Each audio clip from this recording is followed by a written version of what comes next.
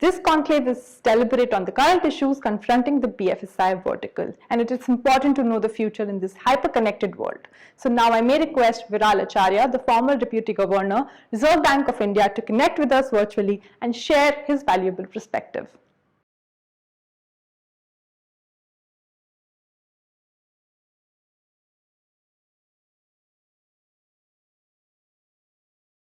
Hi, everyone.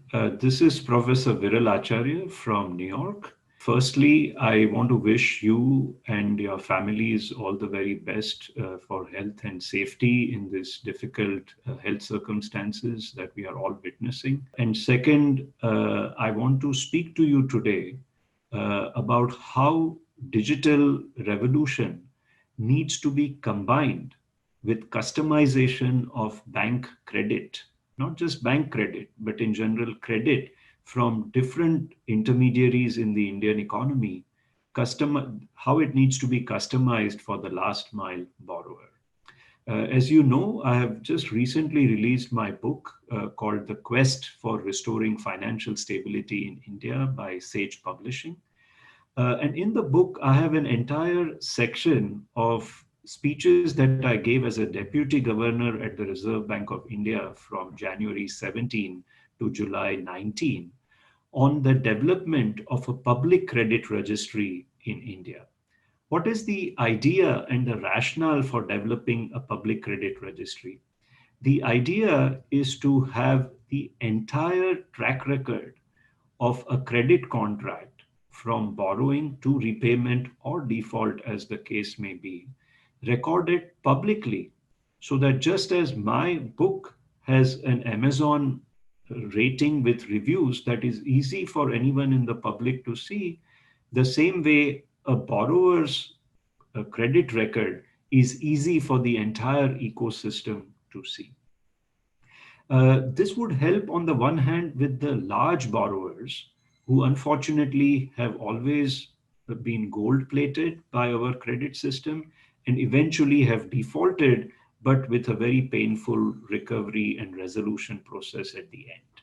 In fact, the Indian banks have recovered very little, less than 40 paisa on a rupee on average on these defaulted legacy loans, and many of them are yet to be resolved in the first place. Now, while a public credit registry will help with disciplining the large borrowers, to me, what is important is that it will open up doors to credit for our relatively underpenetrated banking system at the last mile borrower's end. And to explain this and also explain how banks will have to customize their credit processes for the last mile borrower, I want to talk about one of the essays from the book, which is what can India's banking system learn from the shampoo sachet revolution? Even seasoned statisticians can be thrown off by India's scale.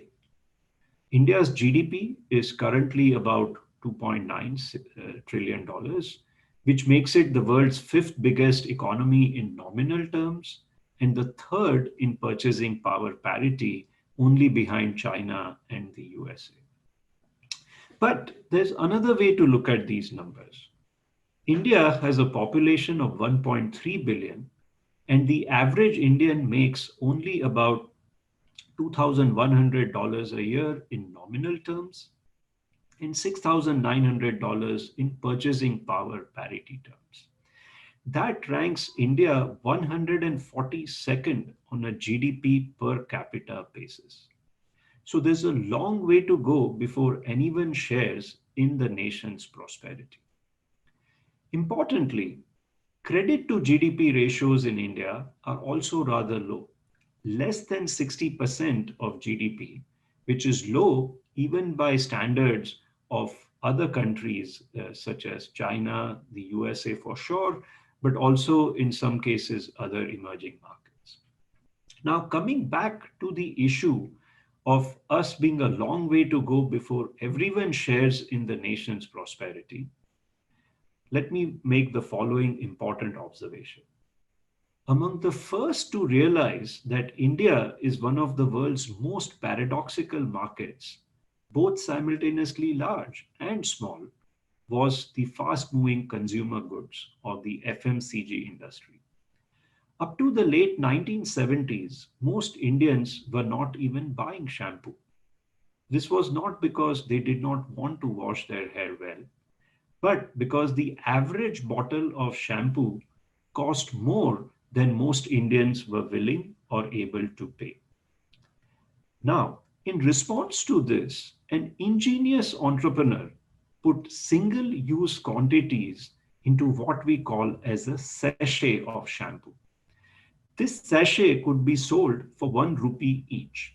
I'm sure if you have gone and stayed in hotels all over the country, in your bathrooms, you would have these small sachets of shampoos and soaps that are very often put there. The origin of this design was from the FMCG industry, where an ingenious entrepreneur tried to figure out how do we get products that are useful to be used at the last mile by the Indians when they can't afford their standard sizes of packaging, such as in case of shampoo. Now, with this ingenious design of putting single use quantities into a sachet that could be sold for 1 rupee each, sales took off. Customers were offered a first rung on the ladder of consumption, and this encouraged them to take the next step. What did the FMCG companies show to the rest of India? They showed that big problems in India can be addressed by providing small solutions.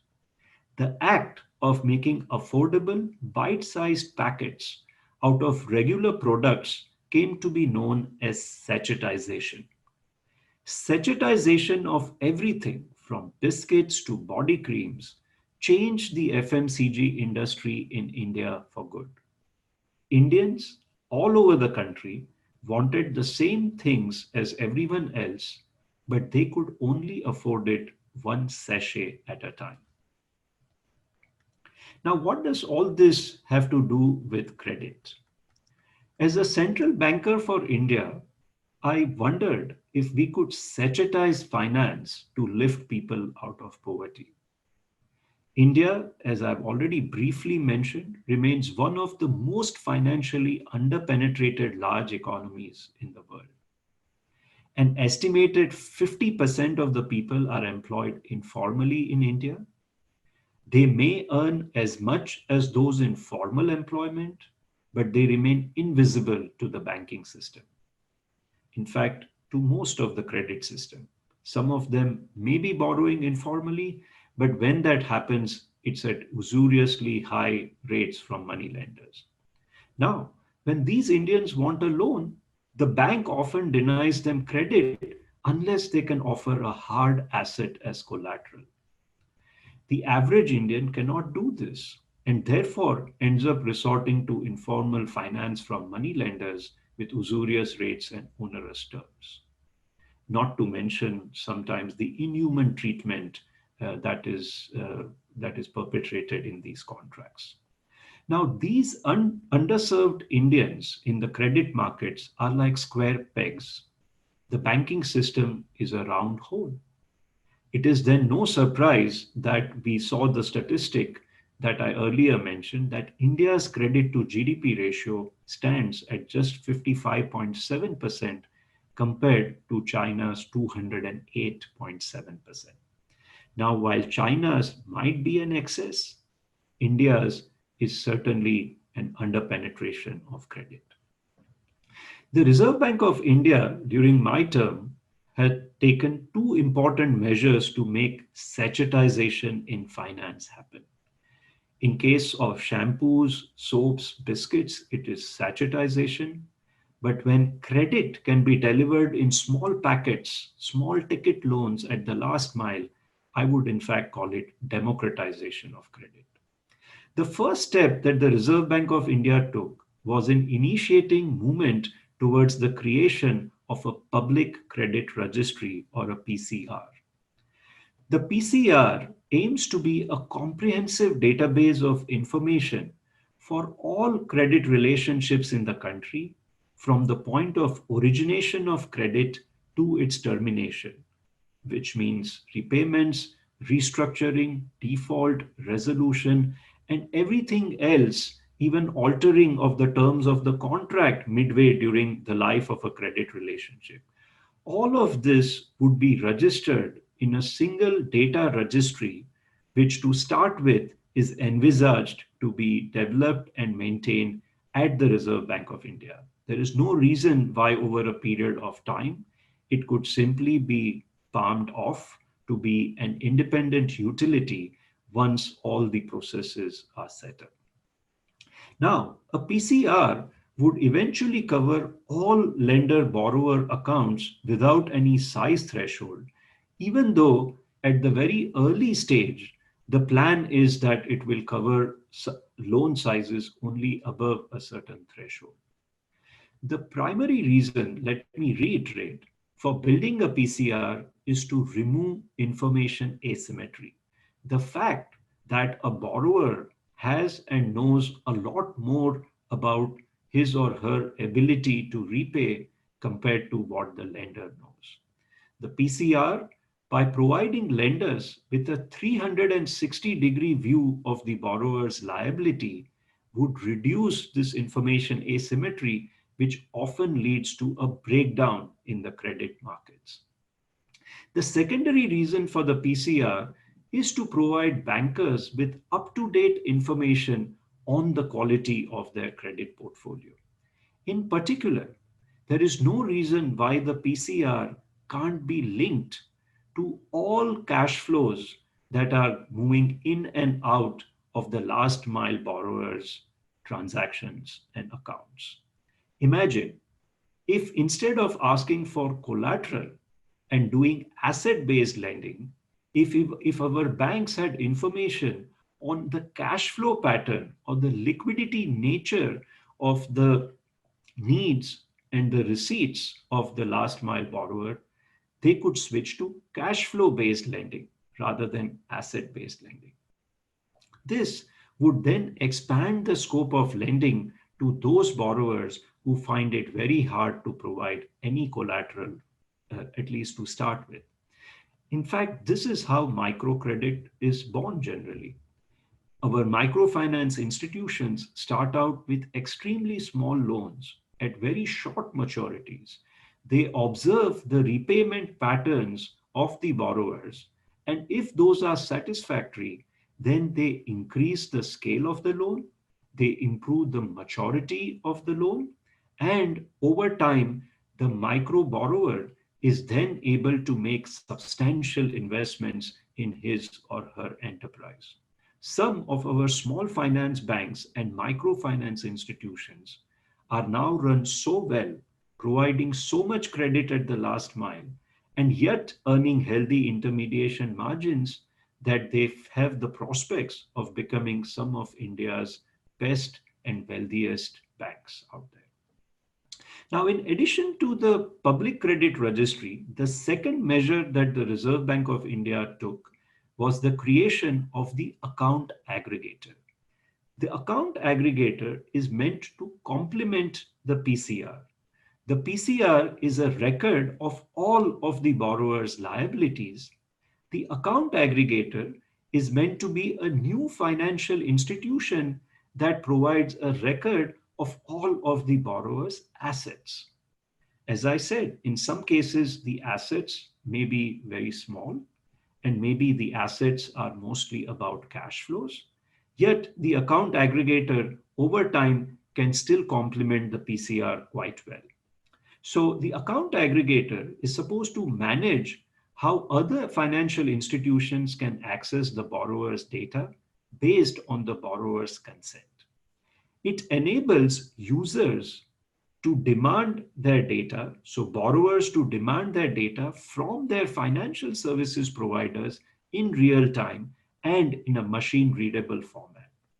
The account aggregators can gather data from all financial institutions, including banks, non-banks, mobile money wallets, mutual funds, tax receipts, GST invoices, and others who are willing to offer their data over apps. In fact, The account aggregator can potentially access even your utility bill payments, which would be the simplest cash flows that the borrowers are engaged in. Regulations would have to ensure that the business model of these account aggregators does not encourage reckless collection of data. Account aggregators have a fiduciary responsibility to each borrower and are not data brokers for the bank. They simply manage the flow of encrypted data and do not actually read it. So imagine a financial ecosystem that is now heavily digitized. Together, the public credit registry and the account aggregator will allow financial intermediaries and the borrowers themselves to see in near real time the complex patterns of financial cash flows of individuals and businesses. The PCR providing the liability side of the information and the account aggregator providing the asset side and the cash flow side of the information. When these systems kick in over the coming months and years, hopefully very soon, banks will be able to lend judiciously to India's large underserved population as far as credit markets are concerned. By employing the power of big data analytics and machine learning, banks will be able to create individualized financial products for each user. Indeed, why should this be limited to banks?